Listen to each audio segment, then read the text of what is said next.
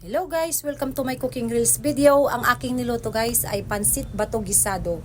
Kung tagayoy, taga Bicol, alam nyo tong pansit bato guys.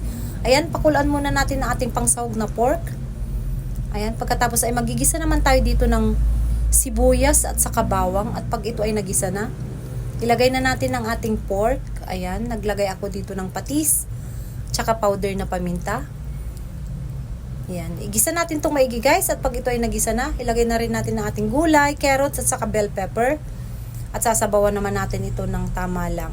Ayan, at pag ito ay kumulo na, ilagay natin ang ating chicken cubes at toyo guys. Ayan, at isunod na rin natin ang ating pansit bato at yung ating gulay, celery at saka repolyo.